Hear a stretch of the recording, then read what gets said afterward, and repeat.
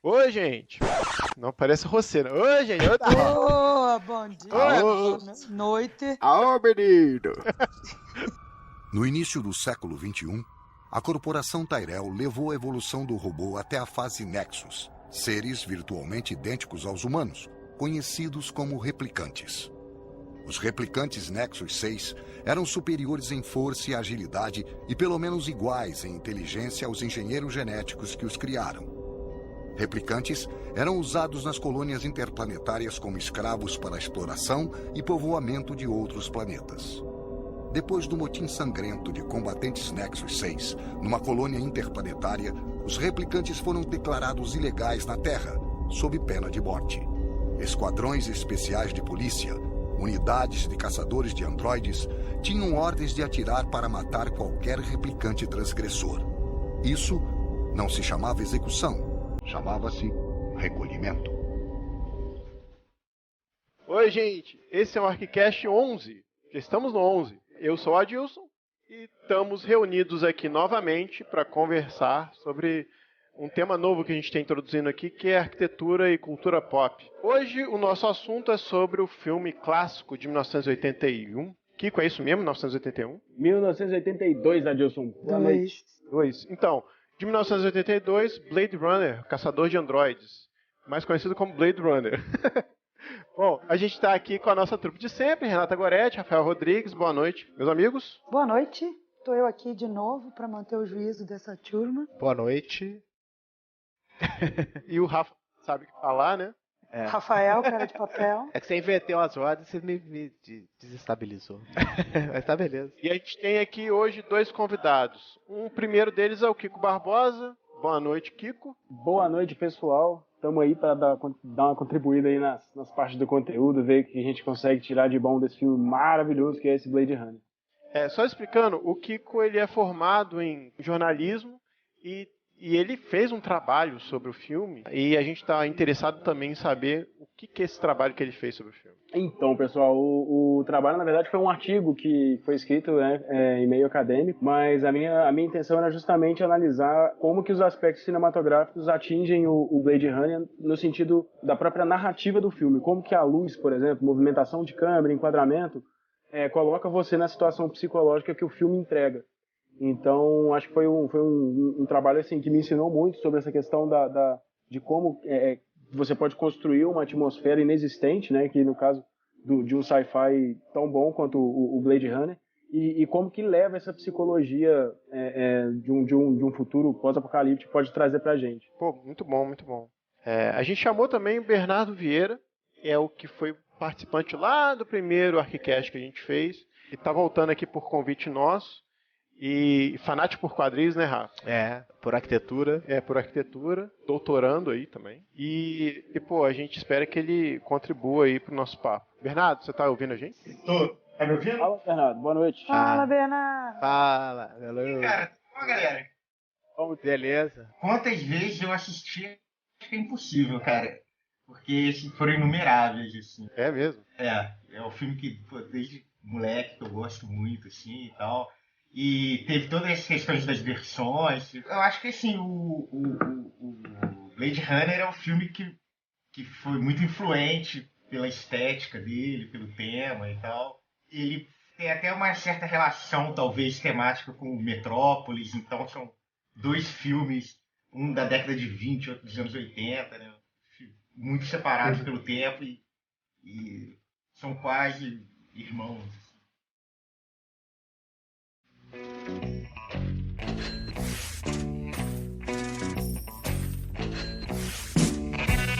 Começando então, mais uma leitura de recados e um bate-papo aqui de final de noite, né, Rafa? Boa noite. Boa noite, quase bom dia. Pois é, dessa vez é quase bom dia mesmo.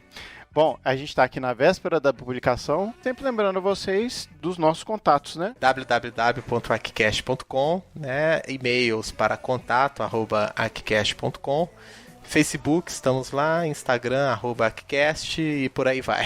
Isso aí. Sempre que possível, comentem também no link dos posts. A gente tem ouvido muito comentário pessoalmente, assim, porque as pessoas que conhecem a gente estão ouvindo e tudo mais. a gente sempre gosta de ouvir esses comentários, tanto positivos quanto negativos. A gente ouviu, por exemplo, que a música naquele episódio não estava boa, ou estava muito alto, ou aquele papo não foi tão polêmico quanto eu pensei que fosse ficar.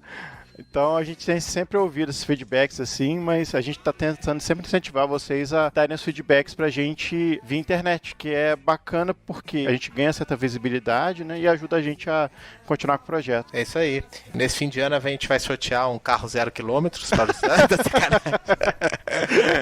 Pode parar com isso. Não, brincadeira. Mas comentem, porque acho que isso faz retroalimentar aí o bate-papo que a gente quer ter de uma forma mais livre, assim, sobre arquitetura e tal. E a gente aproveita o gancho aí também para mandar um alô pra galera do Arquipapo. Estavam comentando o último episódio, fechando o ano e falando de alguns podcasts que eles escutavam e tal. E o Arquicast apareceu lá, né? Então, bem bacana. E quem sabe a gente não faz um crossover aí qualquer dia desse. Além do Arquipapo, acho legal citar outros blogs e sites que discutem sobre arquitetura, né, de uma forma mais descontraída, fugindo um pouco da forma oficial ou acadêmica, a gente chama assim. Entre eles tem o Arquiteta, tem o Arq Sem Teta, o blog da arquitetura, Arquiteta Page, enfim. A gente não consegue ver tudo e nem ouvir todos, né, porque a gente tem uma vida muito corrida, né, a gente publica de 15 em 15 dias, a gente acha que não é o ideal, mas é o que a gente consegue dentro das nossas possibilidades, mas a gente acha extremamente importante se discutir arquitetura e urbanismo, seja em qualquer canal, de forma descontraída, de forma mais séria, e é por isso meio que a gente está aqui, né, Rafa? É, isso aí. Isso aí, né? Então, mandar um abraço aí para todos que estão desenvolvendo conteúdo de arquitetura e urbanismo aí na internet. Eu sei que não dá para tomar um chopp no mesmo bar, porque a gente mora em diferentes cidades, mas é sempre bom ter o contato de todo mundo aí. Show! Ah, Rafa, eu tô esquecendo um negócio importante, cara. O que, papai? É que é o seguinte, o nosso podcast vai ser sobre um filme, né, Blade Runner. Vocês devem estar sabendo, porque vocês devem ter lido aí a descrição. Então, gente, antes de ouvirem, a gente aconselha muito que vocês vejam o filme, porque é sempre bacana ter a informação mais completa. E quem quiser uma experiência única, dá o play do filme junto com o play do Arquicast. Vocês vão ver que tá tudo sincronizado e que tem vários easter eggs aí. Ah, também não fala isso não, Rafa, eles vão acreditar, cara. Tá sincronizado não, Um dia a gente chega lá. Isso mereceria um Pink Floyd, mas não é essa a ideia. A gente faz muito mágico de Oz. Talvez. Então é isso, galera. Fiquem com o cast. A gente se encontra daqui a 15 dias. Um abraço e boa diversão. Isso aí, peguem as pipocas. O teste é feito para provocar resposta emocional. Vamos continuar? Descreva em palavras isoladas só as coisas boas que vêm à sua cabeça sobre sua mãe. Minha mãe? É. Eu vou falar sobre a minha mãe.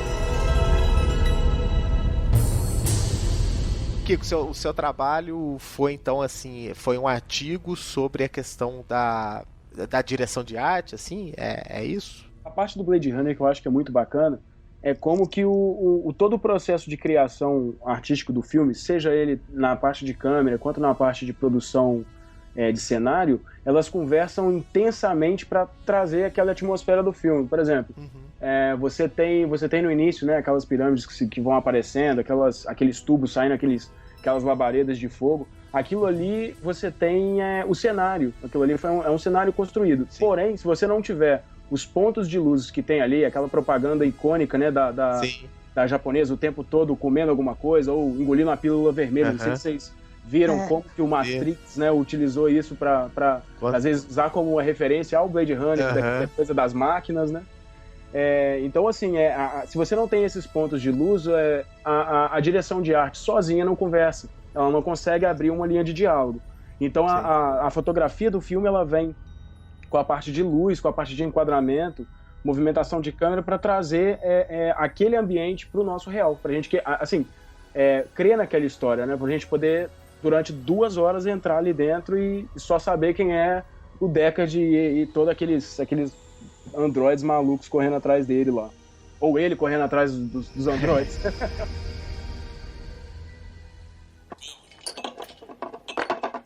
Sequestraram a nave que ia para a colônia, mataram a tripulação e os passageiros. Achamos a nave à deriva no litoral há 2 semanas. Sabemos que estão por perto. Constrangedor. Não é constrangedor porque ninguém vai saber que eles estão por aqui. Você vai achá-los e neutralizá-los. Eu não trabalho mais aqui. Chame Holden. Ele é bom. Eu chamei. Agora ele respira por aparelhos. Não foi bastante bom. Preciso de você. O caso é difícil, o pior de todos. Preciso do velho caçador de androides. De sua mágica. Eu estava fora quando entrei aqui, Brian. Agora estou 2 vezes fora. Pare onde está. Sabe como é, cara? Se não é da polícia, é da escória. Então, falar um pouco do que é a história do filme, né? O filme se passa em Los Angeles, né, em 2019. E aí, o que acontece? O que é o mote do filme aí? Me ajudem. O que é o pós-apocalíptico desse filme, assim? O que teria acontecido? Então, pra mim não é pós-apocalíptico. Para ser pós-apocalíptico tem que ter acontecido um evento grande que tenha modificado de uma maneira enorme a humanidade. Uai, não modificou, não? Eu acho que o Blade Runner, ele não é um futuro pós-apocalíptico, porque não aconteceu um apocalipse, um evento em si. Foi uma coisa gradual, assim, uma visão muito pessimista do futuro, o desenvolvimento tecnológico, a questão ecológica, as grandes corporações. Então, tudo isso foi gradativamente sucateando o planeta, assim. E, então, é um planeta, digamos assim, não apocalíptico, mas sucateado. Mas assim, se a gente para pra pensar do ponto de vista norte-americano, você imaginar uma sociedade do futuro mais ligada a uma cultura oriental é uma coisa meio que apocalíptica, não é não? Não tô falando de que, claro, é um apocalipse, um cataclisma, mas assim, o cenário, isso que o Bernardão falou, do cenário pessimista, e de certa forma parece que é a presença de uma cultura que não é a cultura daquele momento onde foi pensada a história, vamos dizer assim, né? É um futuro antagônico ao que ao progresso tecnológico, ao progresso de uma sociedade ocidental. Vocês perceberam isso ou não? Eu vou discordar com você. O pós-guerra, assim, se almejou talvez um futuro mais otimista, o fim da Guerra Mundial, daqui pra frente a gente vai ter progresso, felicidade e tal. Então a ficção científica nesse período é uma ficção científica mais otimista, assim, a maioria delas.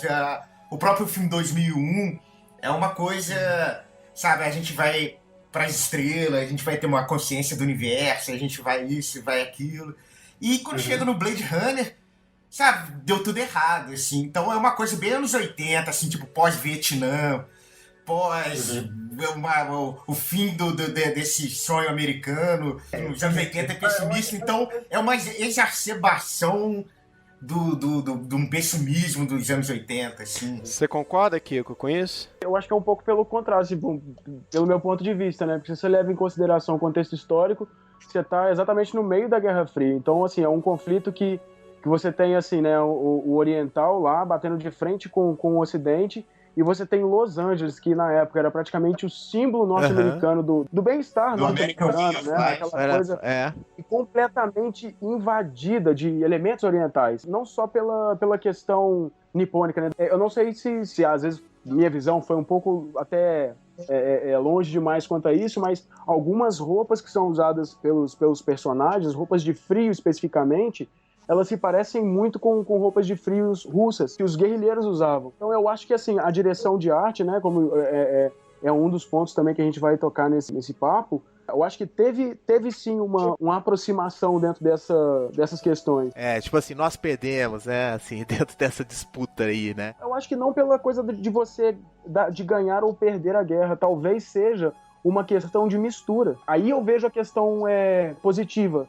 É como se eles estivessem enxergando que o comunismo e o capitalismo poderiam conviver juntos. Sim, é um ponto de vista interessante. Então eu acho que, assim, dentro desse aspecto, você pegar ele dentro da questão cronológica, assim, eu ficaria com essa versão. No comecinho, né, quando ele tá lá pedindo o Shining Box dele lá, tem a cena muito clara, ele dentro de uma máquina, né, voadora, comendo uma comida de palitinho, sacou? Com hashi, de uma perspectiva, assim, que, assim, nós não estamos no centro da dominação, vamos assim, numa percepção americana, vamos dizer assim. Na verdade, eu falei isso quando a gente tava falando do apocalíptico, né, de repente, por uma cultura ocidental americana, imaginar que o futuro ele tá invadido por outras culturas é meio que apocalíptico, né?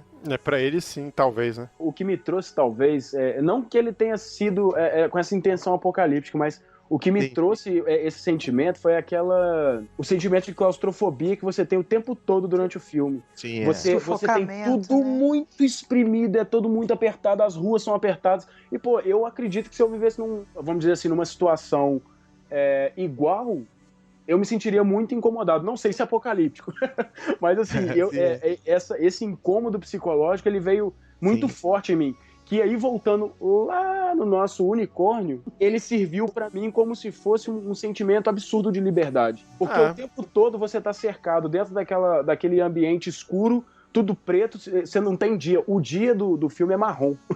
Então, assim, você não tem a luz do sol brilhante, você não tem... E isso é um contraste completamente colocado quando você põe o unicórnio em questão. Então, assim, eu achei muito interessante essa questão do unicórnio representar a questão do sonho. Eu acho que essa linha também é bem interessante, mas essa coisa da liberdade foi a primeira coisa que veio na minha cabeça quando eu vi o unicórnio, eu respirei. Eu assim, nossa! Entendeu? Eu não acho que os Estados Unidos necessariamente tenha perdido uma guerra, mas os Estados Unidos, acho que de maneira gradual, perdeu a hegemonia política. Então é uma visão meio pessimista do futuro dos Estados Unidos. Assim. Eles não perderam uma grande guerra ou teve uma bomba. Eles perderam a proeminência política e econômica, então empresas orientais de outros países, mexicanas também. Tem muita coisa japonês e mexicano. Tanto que aquele policial, que é o Edward James Olmos, ele é mexicano e japonês ao mesmo tempo. É mexicano, né? Ou seja, os Estados Unidos foi meio colonizado, né? Teve um grande afluxo de pessoas de outros países, de países mais economicamente importantes. Sabe uma curiosidade que eu vi sobre o personagem do Edward James Olmos? A primeira coisa que ele fala com o Deckard, ele fala em ucraniano, cara. Ele tá jantando... E aí o James Olmos fala um negócio com ele não entende. É aquilo ucraniano. E ele fala uma palavra meio chula, assim, tipo, tira esse seu traseiro gordo daqui, sabe? E até meio que corrobora com o que o Kiko falou, que talvez, assim, tem uma influência soviética nisso tudo também, sei lá. Não é isso que o Kiko falou, realmente, assim, é uma coisa meio que multifacetada, plural, né? Que é, assim, em algum momento até... claustrofóbica, né? E realmente esse link com o unicórnio é interessante, né? Que o unicórnio é o símbolo da pureza, vamos dizer assim, né? Da força, da inocência, né? É a imagem da virgindade.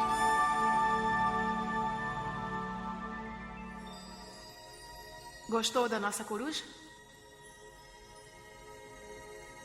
É artificial? Claro que é. Deve ter sido caro. Muito cara. Eu sou Rachel. Deckard. Parece que seu trabalho não visa o benefício público.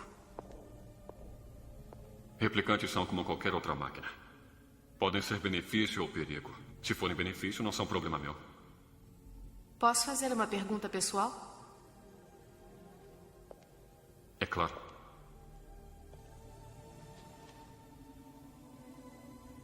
Você já recolheu um ser humano por engano? Não. Mas no seu ramo existe o risco.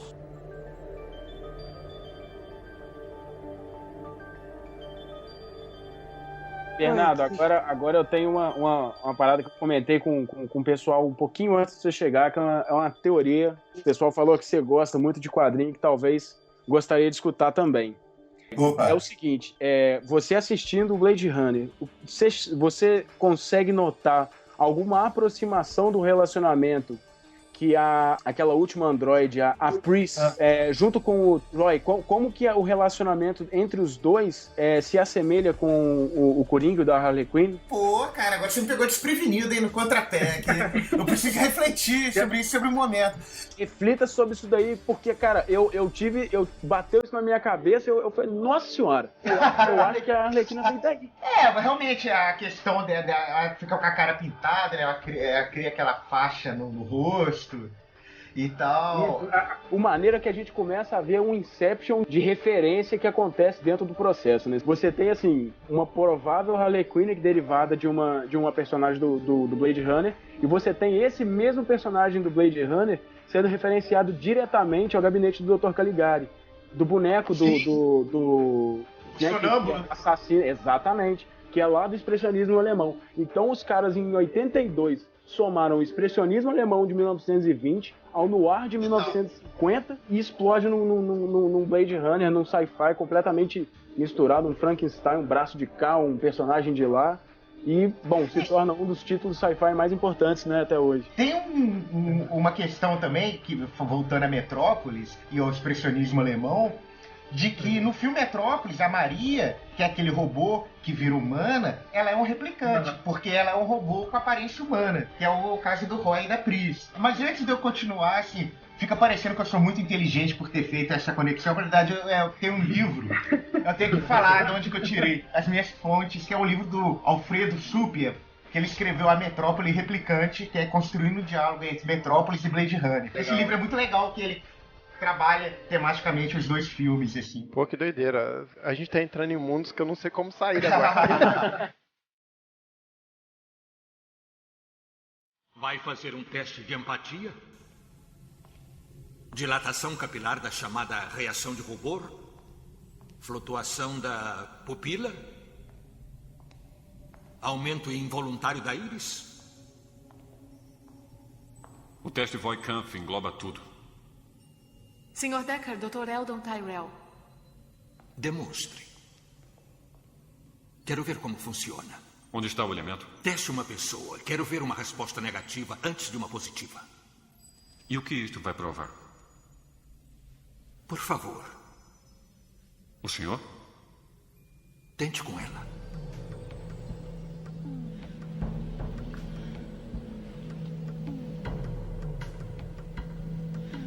Decker, que é caçador de replicantes, e ele vai em busca desses 5 replicantes que eram escravos em Marte e que pousaram na Terra para encontrar seu criador, né? E aí tem uma teoria no filme de que supostamente o Decker também é um replicante. Parece que na história do livro isso não é citado, isso não é vislumbrado, mas que o Ridley Scott fez questão de deixar uma dúvida, assim. Não, na edição do diretor fica bem claro que ele é um replicante também, né?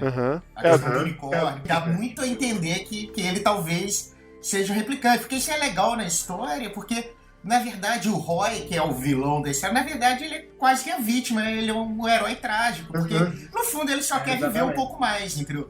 E ele vai tentar encontrar o criador e tentar viver um pouco mais, assim, só isso, entendeu? E o fato do Decker ser um replicante torna a coisa mais trágica ainda, porque ele nem sabe quem ele é. Então ele fica caçando replicantes, achando que é um policial e não é. Ele é outro replicante também. Ele é um replicante beginner. New buy. Uma coisa que eu achei interessante nessa coisa da teoria dele, né? Se é, não é, se...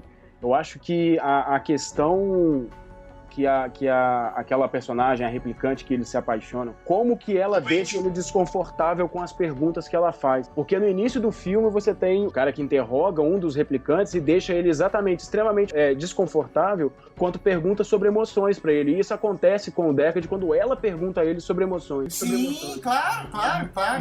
Ao longo do filme, realmente isso vai se reafirmando, entendeu? Esse desconforto dele é muito suspeito. E tem uma cena que nunca seria filmada nos dias de hoje, né? Que é a cena do Decker, pô, mandando ele beijar ela, assim. Me beija, me chama de... Ele vai pegar fogo. Direitos humanos aí... Greenpeace e todo mundo. Mas no filme isso faz sentido porque os replicantes, eles são emocionalmente meio imaturos. Sim. Então eles sim. não sabem lidar com a emoção, com questões de empatia e tal. Então quando ele faz isso, mostra mais uma vez que ele não sabe lidar com a situação. Claro. Dá uma ordem pra ela beijar, não é uma coisa romântica. Ele não sabe como fazer a coisa de maneira natural. Agora uma curiosidade, será que o Harrison Ford sabia disso? Na hora que o cara tava dirigindo ele? Isso é uma parada que eu gostaria muito de saber. Tipo assim, poderia chamar o Ricardo Mack, né, pra fazer o cara bem sem expressão. O Cigano Igor? O Schwarzenegger ficou ótimo de Exterminador do Futuro, né? É verdade. O Schwarzenegger, É verdade. exatamente. Pô, seria uma forma bem legal de desenvolver o personagem se ele não soubesse que ele era, né? Exato, porque ele não sabe, né? Na história ele não sabia que ele era americano. Exatamente. Isso também é diferente no livro. No livro, ele é humano mesmo. O livro é bem diferente do filme. No livro ele é humano. Não tem a menor chance dele ser um replicante. O filme vai pra uma questão um pouco mais existencial do que o próprio livro, né? Porque ele bota o ator, no caso, o ator principal do Blade Runner é o Harrison Ford, né, que é o Deckard. E aí, nesse caso, ele bota como ele também se questionasse sobre a sua própria vida, né? Ficou até mais interessante que o livro. Eu acho que o Blade Runner é um dos poucos casos que o filme, apesar do livro ser muito bom, o filme ainda é melhor. Acontece isso com... eu vou puxar uma referência que não tem nada a ver, tá? Na verdade, não tem nada a ver, tem tudo a ver, que é o The Shining, que é o Iluminado. Mas você sabe que tem uma curiosidade que na versão de cinema do filme, no final, quando eles vão pro mato, assim, pra uma floresta, aquilo é sobra de uma filmagem do Iluminado. Ele tinha mais de 10 horas de filmagem daquele fusquinha do início do Iluminado, que tá chegando no hotel. O Ridley Scott soube que ele tinha essa filmagem sobrando. Pediu autorização pro Kubrick usar, só que assim, eu só tenho na minha cabeça a versão do diretor, a última. Tem a primeira versão que é narrada, né, até para se aproximar com a história do cinema noir, né, mas que ficou muito mal feita, assim, até o Harrison Ford fala meio de má vontade. E tem essa cena, né, só que essa cena eu não conheço, assim, eu só conheço a cena do The Shining, né. Mas eu acho que essa cena, ela não tem nada a ver com o filme, assim. Não tem nada a ver, O filme, a Terra tá destruída, e as cidades, e as pessoas têm que ir pra fora da Terra pra ter uma oportunidade e tal. E de repente tem um lugar cheio de árvore, todo maneiro. Por que vai pra Marte? Pode ir pra fazenda do Wilson?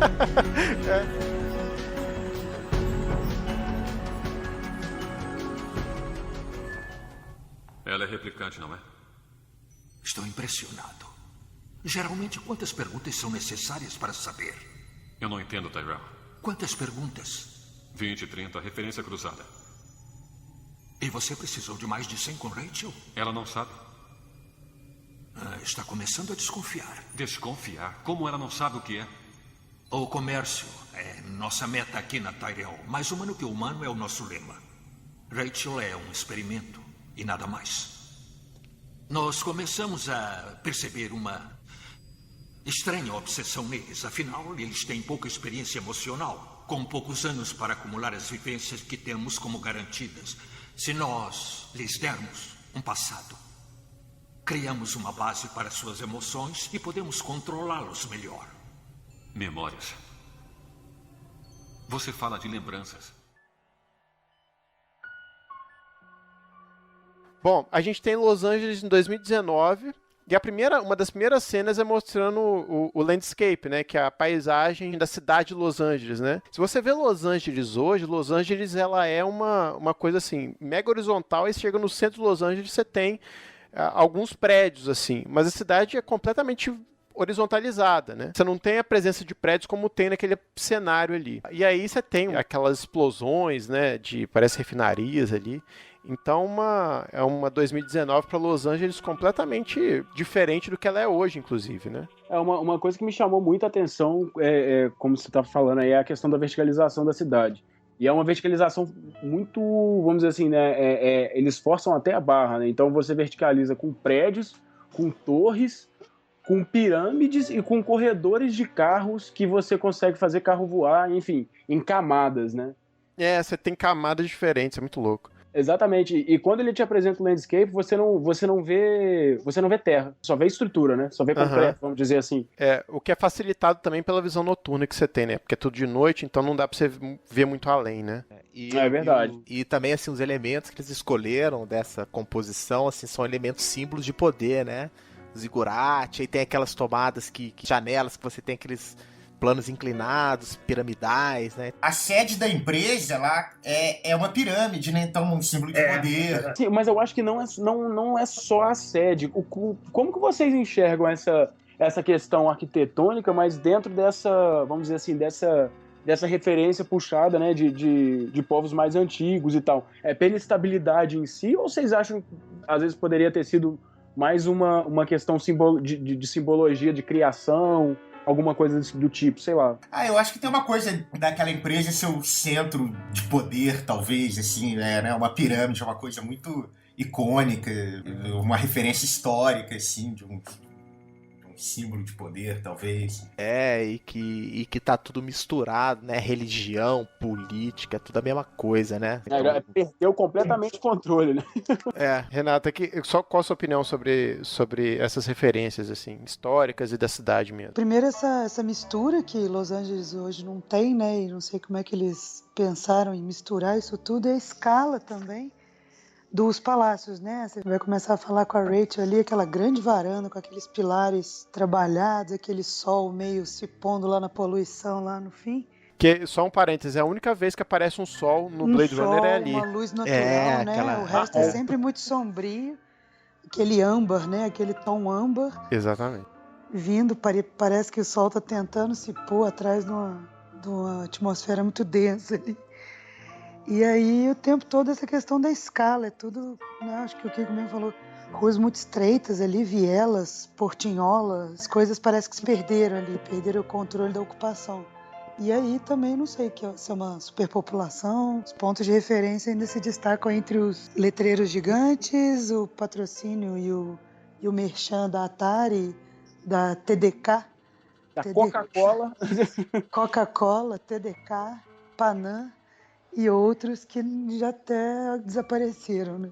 Essa mistura de antigo com a alta tecnologia, assim, eu acho que aquela estética do steampunk pega muito isso, né? Traz isso muito pra frente. Então você tem aqueles vapores na cidade o tempo todo, aquelas roupas, né? Igual uma das roupas que uma das replicantes é a Zora, né? Que ela tá com uma roupa transparente, de plástico. Isso. Então, assim, a forma com que eles enxergavam a roupa do futuro, né? E se aproxima bastante da coisa do Shadowrun, assim, né? Que era um RPG de um tempo atrás e tal, mas que tinha toda essa pegada futurista, mas decadente ao mesmo tempo. Uma coisa meio Lady Gaga, né? Isso! Meio Bjork. A Bjork também, uma época, tava com os figurinos bem... Agora, uma coisa interessante em relação à arquitetura é que, apesar da cidade, tem várias tomadas, né? Que a cidade é super populosa, muita gente na rua e tal. Quando eles vão pro prédio que mora lá o J.F. Sebastian, que é aquele cara que faz o design daqueles brinquedos, é um prédio gigantesco, abandonado, que só mora ele no prédio, assim. É uma coisa gigantesca, uma ruína, que só mora uma pessoa num prédio gigantesco. Então parece que ao mesmo tempo que tem muita gente na rua, tem muita prédios abandonados, assim, parece que a população já tá decaindo. Já teve o apogeu e agora tá decaindo. E as pessoas estão saindo da Terra para ir para Marte, para ir para colônias extras. Uma parada meio Detroit, pô, cidade toda infraestruturada que, pô, né, perdeu aí centenas de milhares de habitantes. Morfologia, longevidade, datas de ativação. Eu não sei essas coisas. Eu só faço olhos. Só olhos. Projeto genético. Só olhos. Você é Nexus, né? Eu projetei seus olhos. Claro. Se você pudesse ver o que eu já vi com seus olhos...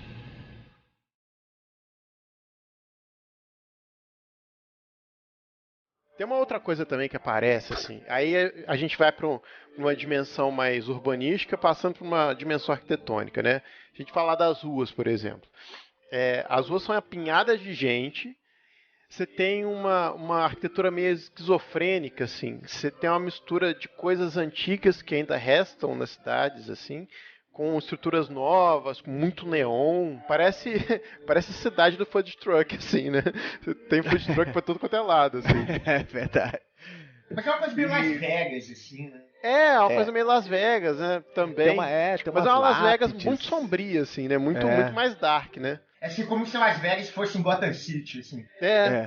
Repara, assim, alguns frames, por exemplo, o Decker chegando em casa, que você vê lá no longe, assim, você tem uma espécie de rua no meio do edifício. Ele olha para baixo, assim, por exemplo, ele tá no apartamento dele, ele olha para baixo, assim, e vê o carro voando em cima da rua. Aliás, esse negócio do tráfego aéreo terrestre é muito confuso para mim, porque o carro ele vai andar em cima da rua que existe lá embaixo, ou porque ele pode fazer qualquer... não existe rua, né, cara? Existe ou não existe, né? Porque o Decker ele anda num veículo que tem roda, assim. Mas tem aquele lance das rodas virarem e ele levantar voo também, sabe? É tipo o que acontece de Volta para o Futuro, né? Eu acho que é tipo essa pegada, assim. O Star Wars, o episódio 2, tem uma cidade que é assim, né? Quando eles vão naquela cidade procurar o Bounty Hunter, um dos assassinos de aluguel. É Coruscant, né? É a capital da República. Isso, exatamente. Então você tem essa mesma referência. A mesma cidade futurista, mas que com fluxos de carro intenso em cima e embaixo.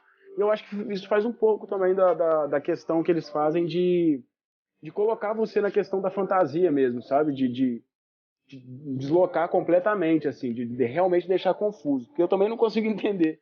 É como se você suprimisse a necessidade de um elevado, sei lá. Porque você falou que acha isso confuso, mas todo mundo acha isso não dá certo, não. Por isso que não conseguiram inventar isso, é muito, muito complicado. Pô. E o carro ia acabar a gasolina e ia cair no apartamento de alguém, ia bater no ar, cair. Acabou a gasolina. Eu nunca tinha pensado nisso, cara. O emprego mais valorizado é ser o controlador de tráfego aéreo. Ia ter 2.000 na cidade pra dar conta dessa bagunça. Então, por que eu tô falando isso dessa história do antigo e do velho? É porque no making off do filme em si, eles mostram que o cenário de Blade Runner foi montado em cima de um cenário meio antigo, assim, né, de arquiteturas mais tradicionais, né? E aí o Ridley Scott ele fala que teve um arquiteto que falou com ele que ele estava prevendo que as arquiteturas iam ser meio viradas do avesso, né? Alguma coisa meio Pompidou, assim, sabe? As estruturas iam ficar para fora. E aí você vê algumas fotos de uns tubões assim passando em cima de marquises e tal. Isso é uma coisa interessante, né? Que não tinha efeito especial, né? Era tudo maquete, né? E técnica de filmar. E acho que o Kiko pode falar melhor isso.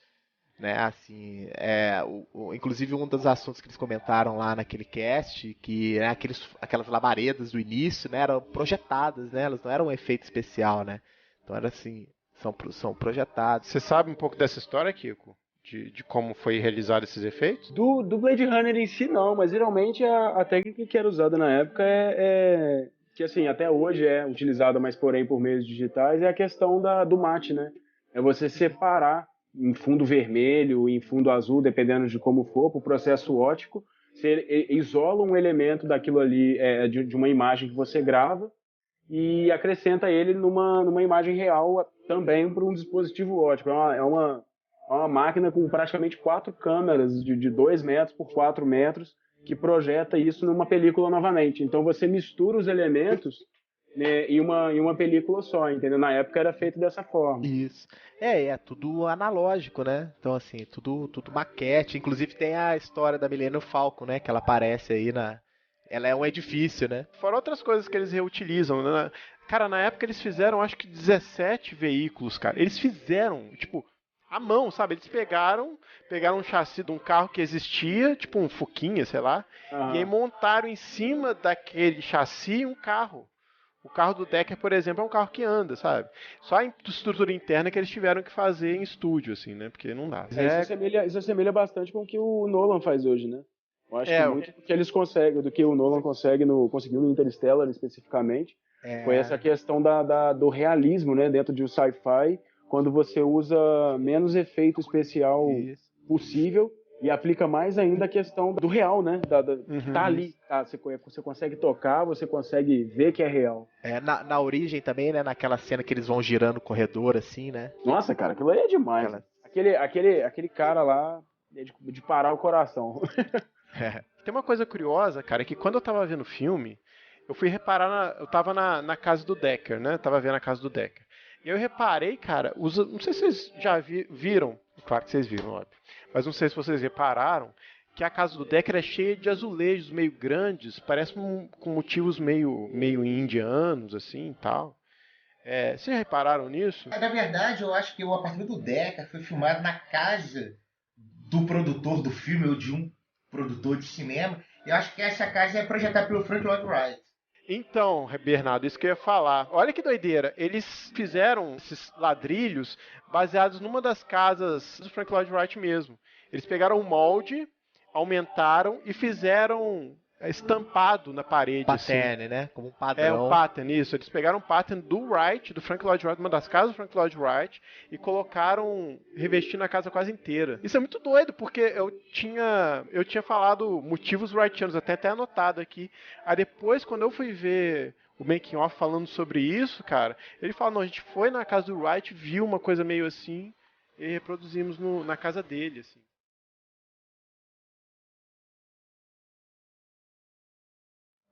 Amplie 34 a 36.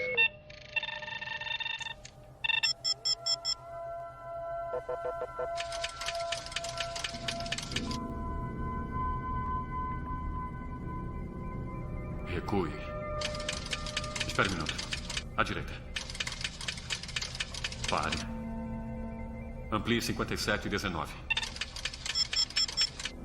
45 graus à esquerda. Pare. Amplie 15 a 23.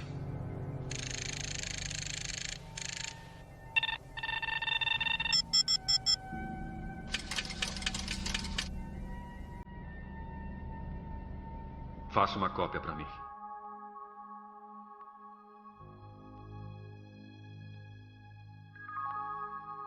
Uma dúvida que eu tenho, mas em termos de linguagem, Kiko, como é que a gente caracteriza o filme como um filme noir, cyberpunk? O que são esses elementos do cinema que caracterizam o filme, assim, e que fazem dele meio único também? O filme noir, ele é um movimento cinematográfico bem conhecido norte-americano, né? Começou ali logo em 1940 e até 1960, 70 ele ainda era bem forte, assim. E depois os outros filmes que foram seguindo, acabava que pegava alguma coisa, né? Algumas das características emprestadas para colocar.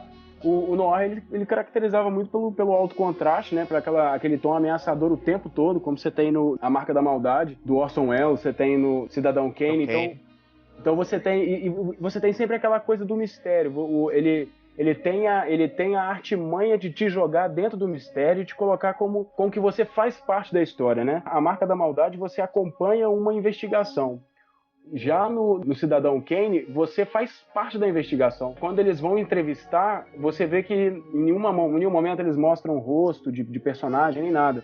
Então acaba que é como se você estivesse realmente ali dentro daquele ambiente junto com eles. Desde quando, lá no início do filme, quando o Kane, né, menininho, ele é adotado. Então o noir, ele traz muito isso, né? E ele é utilizado até hoje. Então você pega um seriado, um dos meus preferidos, que é o True Detective. True Detective, ele é um seriado que ele tem praticamente todas as marcas de um filme noir, entendeu? Só que, pô, você vê que é agora, né? De 2000 e pouco, aí, 2010, não lembro direito o ano que ele foi lançado. Porém, são referências reais, que até hoje eles voltam. O filme noir, cara, ele vem de um movimento bem derivado também do expressionismo alemão, que trabalhava o alto contraste. E o expressionismo alemão, você tem a volta dele em clipe do Red Hot Chili Peppers, por exemplo. Qual clipe? Other Side. O clipe é todo preto e branco. Foi a música que o Anthony Kiedis fez pra um amigo dele que faleceu. Então esse clipe do Red Hot, ele traz, assim, o carimbado, o gabinete do Dr. Caligari, que é aquelas construções todas tortas, os telhados tortos, as coisas desfiguradas. Então essa fantasia é levada para dentro do filme noir, que agora reflete também dentro de diversas fontes de cultura popular que a gente vê por aí. Além dessa influência noir, tem outras influências também, né, da própria ficção científica, né? Mais à frente que isso, eu penso na questão de como que o Isaac Asimov contribuiu pela questão dos robôs, né? Como que as 3 leis da robótica do Asimov, elas são completamente distorcidas dentro do Blade Runner. Então, assim, você vê claramente que existe uma referência da Fundação, do Asimov, né, da trilogia da Fundação e os outros romances menores dele, mas mais especificamente dessa coisa do robô causar dano ao ser humano, que teoricamente seria a primeira lei da robótica. Exatamente, que o robô não pode causar dano ao ser humano. Exatamente. Será que ele pode ser considerado uma das obras que é a matéria-prima da nossa atual cultura pop? Novas séries estão surgindo, essas referências no ar, de séries, de quadrinhos e vídeos que viram quadrinhos. Eu acho que esse mercado tudo se recicla muito, Sim. sabe? Então você tem, assim, como exemplo, você que gosta, né, o Bernardo que curte bastante Star Wars, gente que gosta bastante de Star Wars, eu não sei o que vocês acharam, mas se você pega o primeiro episódio de Star Wars e compara ele com o primeiro episódio no sentido do primeiro lá atrás, viu, gente? O número 4, né? 4. Se você pega o 4 e bate de frente com o que saiu agora, pra mim é o mesmo filme. Com certeza, é uma refilmagem. Exatamente. E eu acho que essa estagnação que acontece entre você não expandir um universo fílmico, seja ele de outro personagem, de outra coisa, eu acho que isso é um pouco da cultura pop. Né? Essa reciclagem constante que a gente tem de tudo que a gente já viu. O Blade Runner em si é um caldeirão de referência. Quem é mais caldeirão de referência do que Tarantino, gente? Isso, Com que ele consegue misturar diversos filmes, diversas referências de sci-fi com noir, tudo num filme só, entendeu? Então eu acho que esse mercado do pop, assim, é um balaião mesmo, sabe? Cara, você está quase tão avariado como a replicante que deixou na calçada. Eu vou pra casa. Pode aprender com este cara, Gaff. Ele é um matador ambulante, isso é o que ele é. Só faltam 4. Venha, Gaff, vamos. 3. Só faltam 3. Faltam 4. Aquela replicante que você testou na corporação Tyrell, Rachel, desapareceu, sumiu, não sabia que era uma replicante. Tem a ver com um implante de cérebro segundo Tyrell.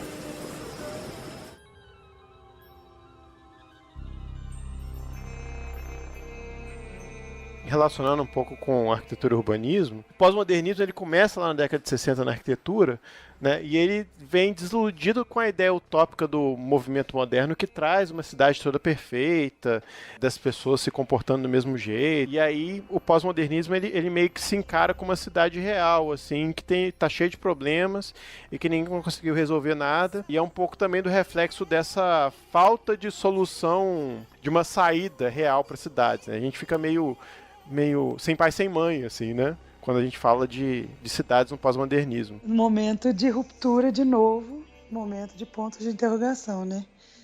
Para onde que a gente vai? Que cidade que a gente vai construir?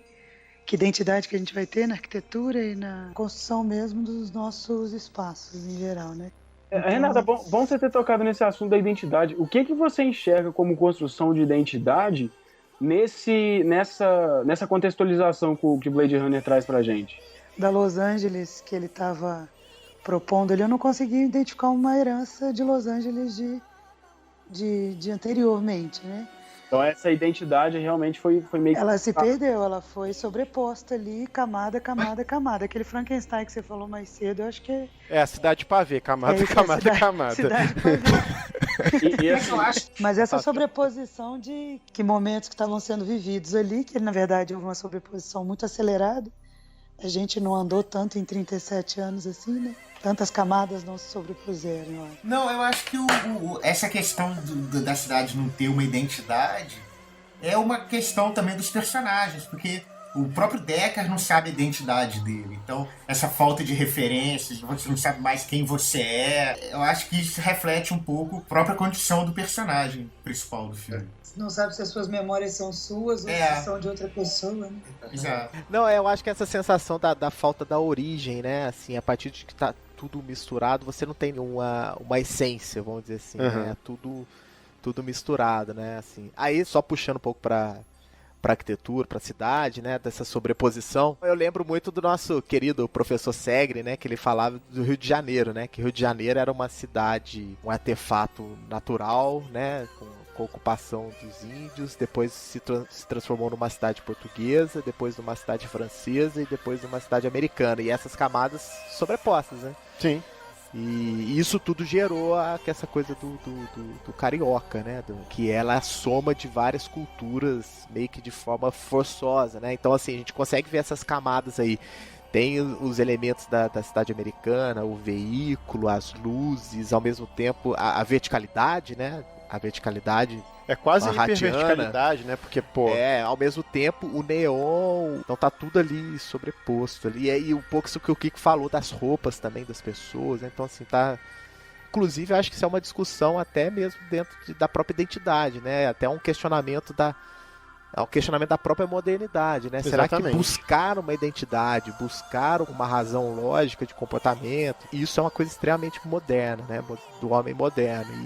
E ali meio que te coloca na cara, bem, isso é utópico, isso é impossível, né?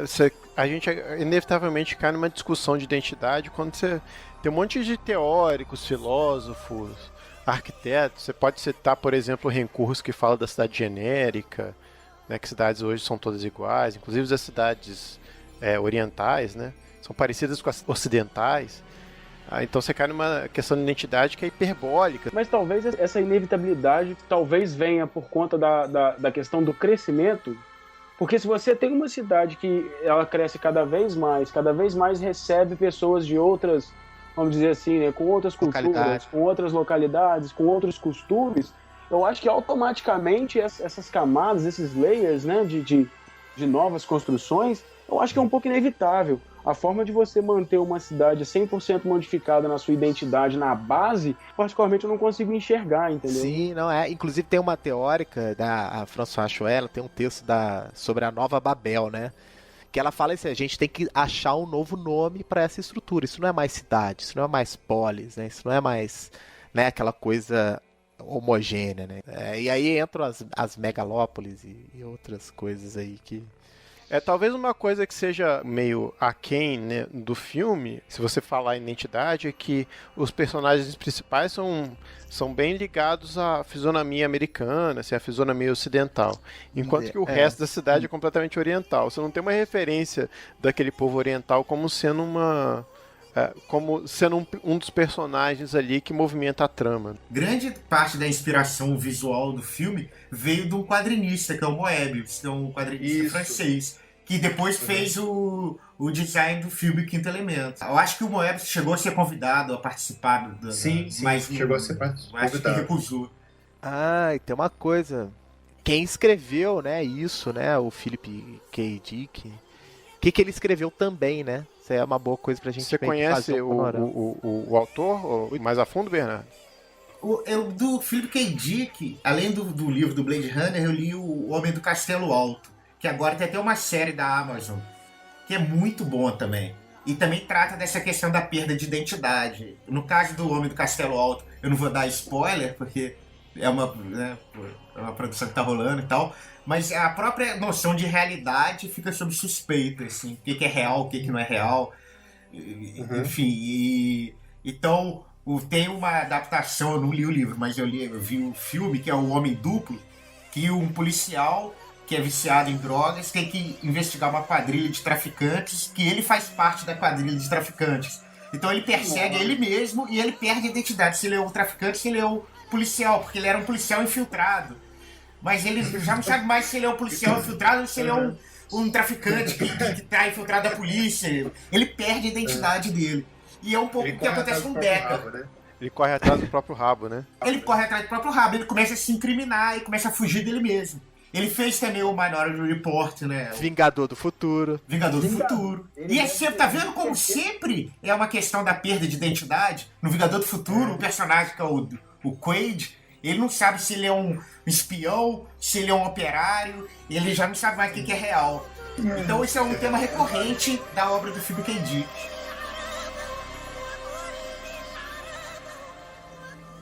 Deckard, os arquivos sobre mim Com data de ativação, longevidade, essas coisas. Você já viu?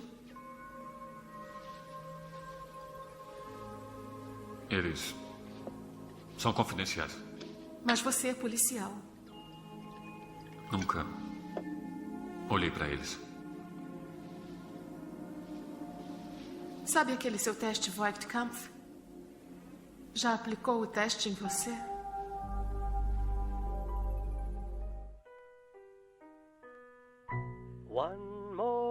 A gente acabou falando de algumas referências a que Blade Runner foi submetido, né? Blade Runner influenciou muitos filmes que vieram depois.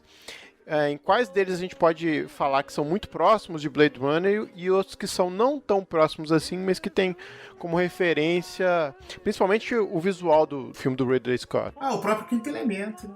O Quinto Elemento é uma cópia quase de urna, né? Eu acho que muita coisa dos Star Wars novos também pode ter sido chupado de lá. Sim. Uhum. O próprio Volta do Futuro, né? Vingador do Futuro. De Volta pro Futuro, Vingador do Futuro. Vingador do Futuro, cara, aquela, eu não sei, isso daí é uma questão que bateu na minha cabeça quando eu assisti o Blade Runner novamente.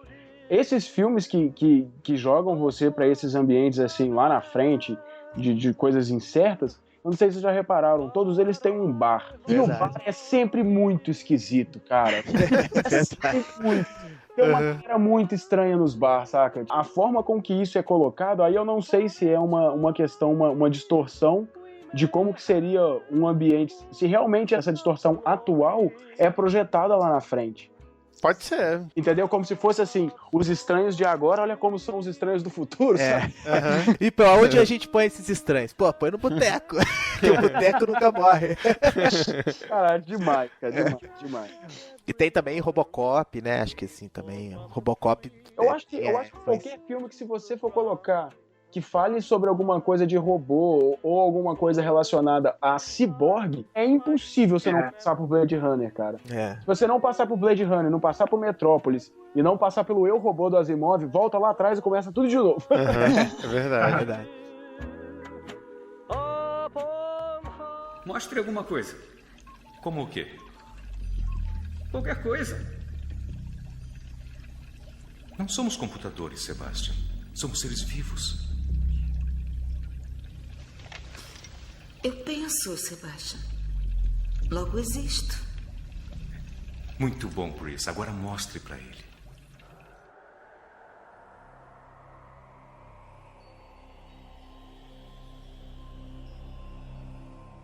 O Blade Runner é sempre falado assim, quando conectam arquitetura e cinema, Blade Runner, a questão da cidade e tal, mas nesse nosso bate-papo aqui a gente tá indo por uma questão que é a questão do indivíduo, né? Assim, a gente tá falando o indivíduo e o seu reconhecimento na própria cidade, né? Isso é uma forma até meio nova, assim, da gente, como arquiteto urbanista, olhar um pouco, ao invés de ficar olhando para o ambiente construído, olhar para as pessoas que estão dentro desse né? Então, assim, essa construção, né? E acho que tem muito a ver com a discussão que o Cage tem nos trabalhos dele, né? Também no próprio Minority Report, essa questão do julgamento, né? Da pessoa já ser julgada por uma coisa que ela não cometeu, né? No Minority Report também tem essa questão de que o policial, de repente, vira um suspeito de algo que ele não fez. Então, você não sabe se ele é o policial mais ou se ele é o bandido. E dá um nó. A gente tá falando da questão da identidade, do próprio Deckard, dos replicantes, deles não se encontrarem, assim, é uma questão mais de identidade do próprio indivíduo, né, e da relação que ele tem no meio ali, que é tudo muito esquisito, né, parece que as próprias pessoas ali, os atores principais, não se encaixam muito bem naquela cidade esquisita, né. Hoje... Rola um deslocamento, né? Exatamente. Se a gente for pensar, o nosso mundo contemporâneo, a gente também, dependendo da cidade onde a gente mora, a gente é completamente deslocado, culturalmente, socialmente, né? Até o nosso próprio modo de vida, né? As pessoas estão cada vez com famílias menores, morando sozinhas, né? E constituindo outros tipos de vida que antes... você tinha uma população muito pequena que fazia isso e hoje as pessoas estão cada vez mais talvez se isolando ou não se... a própria cultura do condomínio fechado também. Tudo tem a ver um pouco com essa ideia que alguns sociólogos falam aí dessa sociedade contemporânea, que é do fenômeno da tribalização, né? A tendência de você você querer relacionar só com seus iguais, né? Sobre essa questão de identidade, Renata, o que você consegue enxergar, assim, no que a gente discutiu aqui e no que a gente vive hoje na cidade? Estava pensando, enquanto vocês estavam falando aí, estava pensando na questão do tempo.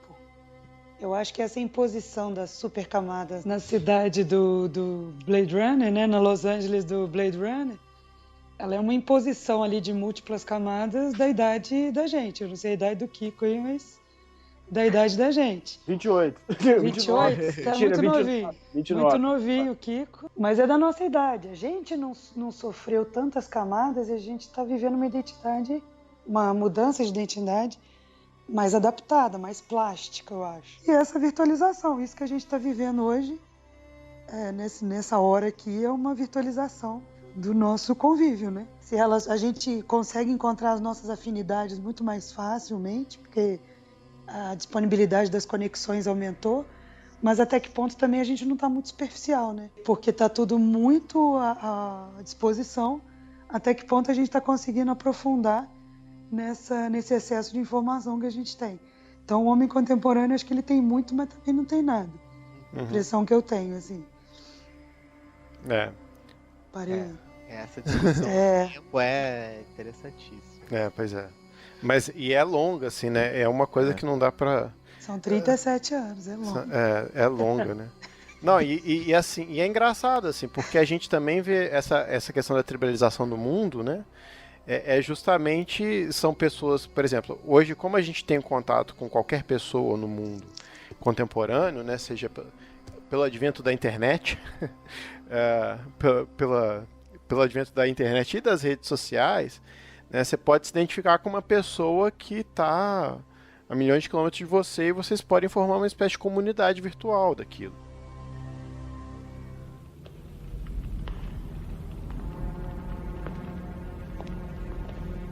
Não é fácil encontrar seu criador. E o que ele pode fazer por você? O criador pode consertar a criatura. Você quer ser modificado? Ficar aqui.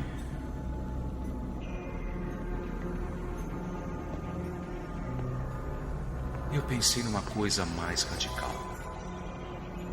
E qual é o problema?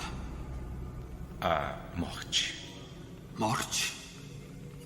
Ora, isso está meio fora da minha jurisdição. Você... Eu quero mais vida, pai. Eu ia perguntar se vocês, quando viram Blade Runner, se vocês identificam com alguma coisa que a gente tem nas nossas cidades hoje, que não existia há 10 anos. O carro voador ainda não, né? Mas as portas que abrem pra cima, Lamborghini copiou. Mas o Shiny Box tem. O Shiny Box tem. Food Truck, né? Já tem as televisãozinhas lá com... Televisãozinha, ótimo, né? Com comandinho de voz. Zoom, centraliza... Direita, 45 graus, foco. E o zoom daquela máquina, ele é um zoom 3D, né? Porque... ele dá a volta por trás. Ele não é um zoom chapado, ele é um zoom 3D, como ele acontece isso, eu não sei. Por trás da imagem, né? Eu não sei se vocês estão inteirados. Recentemente foi lançada uma câmera que ela chama Light Field. Ao invés dela registrar a imagem num quadrado, ela projeta holograficamente dentro da câmera e o cara escolhe aonde que ele quer colocar o foco na imagem depois. Ai, Jesus. Ela tem todos os pontos focais daquele lugar que você projetou dentro dela. Então você consegue mexer tanto na perspectiva, como o Deckard faz quando ele vai para uns lados e consegue ver atrás das pilastras, quanto a questão do foco, de você poder escolher. É uma câmera que foi lançada há 1 mês, 2 meses, e que lá em 82 eles meio, não digo que previram a forma com que aquilo ia acontecer, né, através desse light field, mas eu acho que poder ter essa manipulação, essa forma de manipulação dentro dessa imagem, eles foram bem visionários. Assim. O que eu acho que o Blade Runner tem nas cidades contemporâneas é aquilo que o Rafa falou quando ele fala de Detroit, né? Uma cidade que teve um apogeu e está em declínio, então você tem áreas enormes abandonadas, em declínio, e áreas muito populosas ao mesmo tempo. Então, essa obsolescência da cidade ou de alguns centros urbanos é uma coisa que está acontecendo atualmente, né? Outra coisa que tem no Blade Runner que eu tava lembrando aqui, que a gente tem essa poluição excessiva da luz do sol que a gente falou. A China hoje já está transmitindo o pôr do sol por grandes telões, né? A poluição já chegou num grau de densidade tamanha que eles estão filmando o pôr do sol em áreas mais limpas, transmitindo na cidade. É covardia atacar um oponente desarmado. Eu achei que vocês tinham que ser bons. Você não é o homem bom?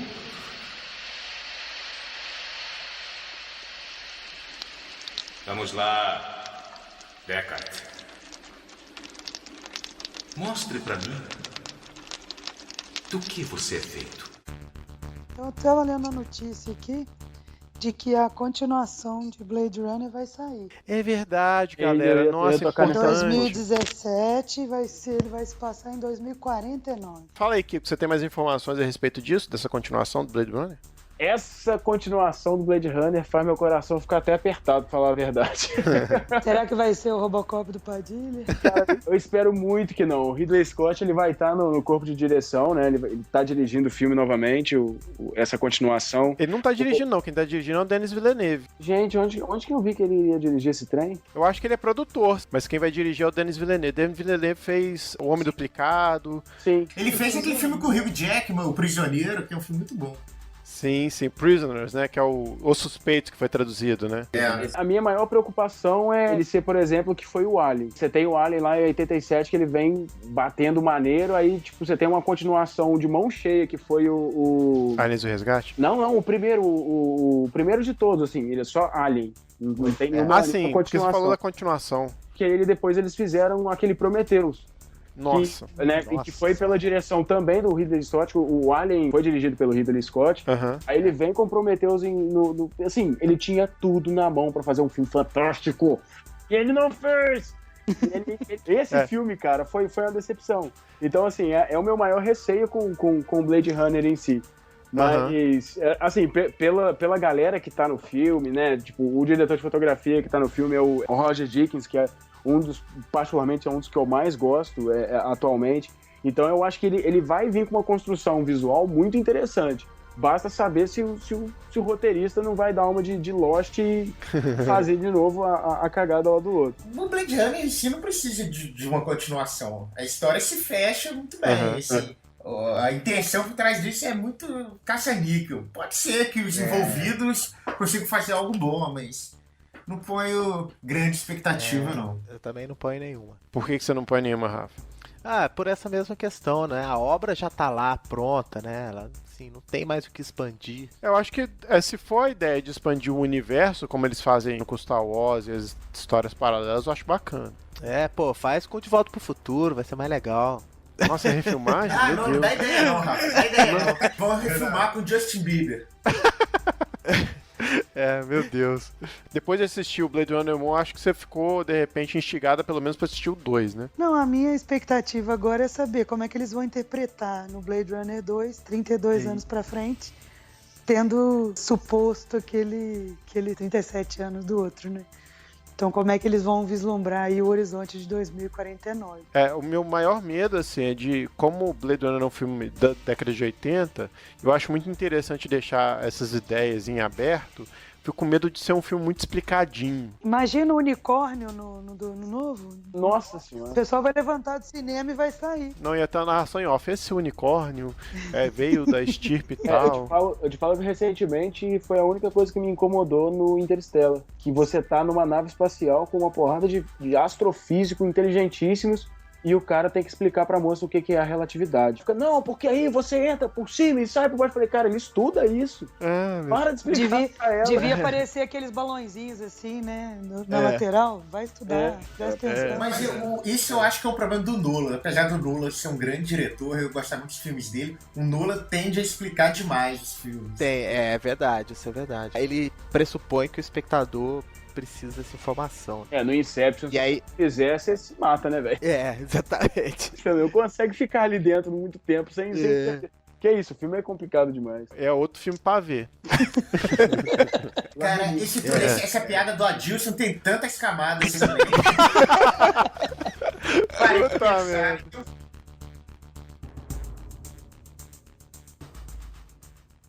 Eu tenho visto coisas que vocês humanos nem imaginam. Naves de ataque em chamas na borda de Orion. Faróis brilhando na noite perto do portal Tannhauser.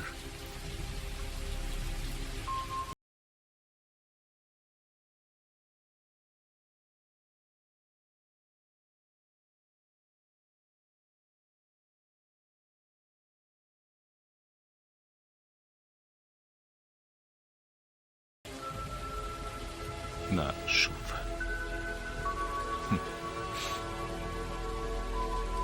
Hora de morrer.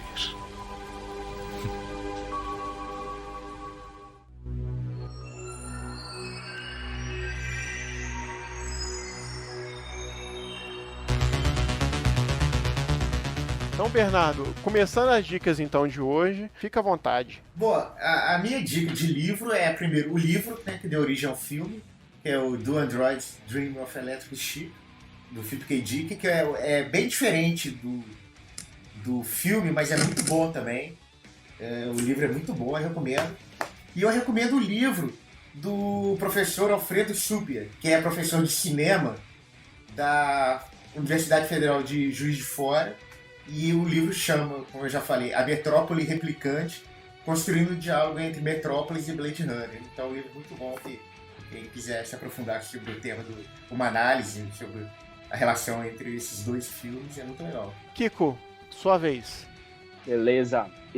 Para as dicas de hoje, eu acho que 2 livros também, que eu acho que seriam, na verdade, 4 livros, né, que seriam fundamentais para entender essa correlação que os humanos têm com as futuras inteligências artificiais, né, com essa coisa toda de você ter a inteligência artificial servindo a você e como que isso vai acontecer, se ela algum dia vai dominar isso. Eu indico Isaac Asimov, com o Eu, Robô, de 1950, que ele vai tratar sobre a questão das leis da robótica, né? Que guia um pouco a questão da índole de como o robô deve agir, como ele deve ser programado para uma convivência legal com os seres humanos. E recomendo também a questão da trilogia da Fundação, que conta justamente de uma sociedade que, assim, hoje a gente não tem condições de vislumbrar como isso seria. Então, dentro das palavras do Isaac Asimov, ele te guia por dentro de um universo completamente diferente do que a gente consegue enxergar hoje em dia, eu acho, e que se assemelha bastante com as questões que são abordadas dentro do Blade Runner. Renata, tem a dica pra dar pra gente hoje? Tava lembrando a história lá do H.G. Wells, que escreveu A Guerra dos Mundos, que depois, em 2005, Tom Cruise foi lá e fez o papel lá do personagem principal. Mas lá em 53, eu acho, quando ele escreveu o livro, ele foi numa rádio e leu, né, o livro. E gerou um caos total, suicídios, as pessoas se assustando com aquela história futurista que ele contava ali. Então esse nosso não saber o que vem pela frente, às vezes é meio assustador, né? Então acho que essa história do livro do H.G. Wells e a história paralela ao livro também é muito bacana, como é que desde aquelas épocas mais para trás, década de 50, ele já estava especulando sobre o que seria essa cidade do futuro, né? Essas guerras aí que a gente teria entre mundos e não são os replicantes, mas são os robôs invasores que veio assustar aí a humanidade, né? Então acho que esse não saber do futuro é muito interessante, e essa narrativa dele na rádio traz esse susto para as pessoas.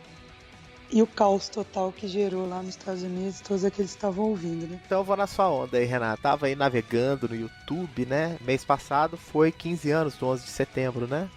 E fiquei viajando nos vídeos sobre a questão da teoria da farsa da queda das torres, né? Do holograma. E, cara, é muito impressionante, cara, é muito doido, cara. Se realmente isso aconteceu, cara, é uma maluquice tremenda, cara. Dá até vontade de ser verdade, né? De tão interessante que é, né? Cara, eu tô convencido.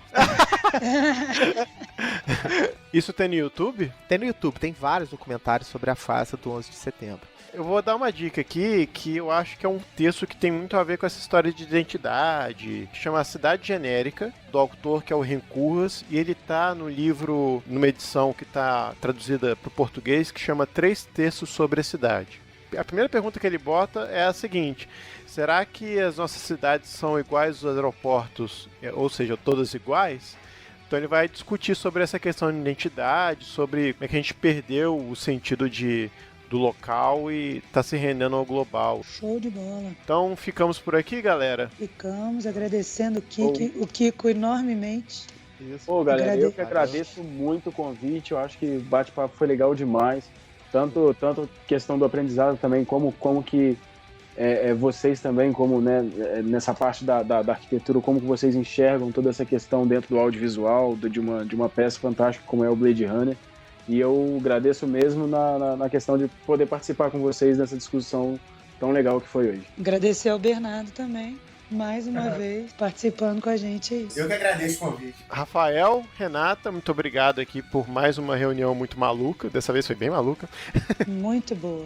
Foi muito boa também. Ajudou a sair um pouquinho desse mundinho arquitetônico, urbanístico e saber essas relações que a própria cultura pop pode trazer para nossos assuntos aqui, né? Como é que um alimenta o outro, né? Exatamente. Gente, boa noite a todos. Muito obrigado. Tchau. Tchau, Renato, tchau, Rafa, tchau, irmão.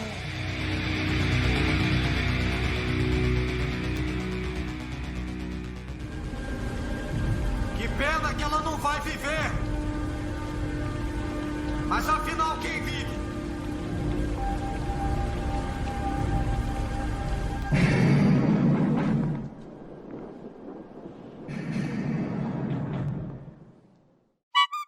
E foi o maldito unicórnio que não deixou a galera sair da caverna do dragão, né? Maldita Uni. Maldita Uni. Os caras estavam saindo, a Uni ficava lá.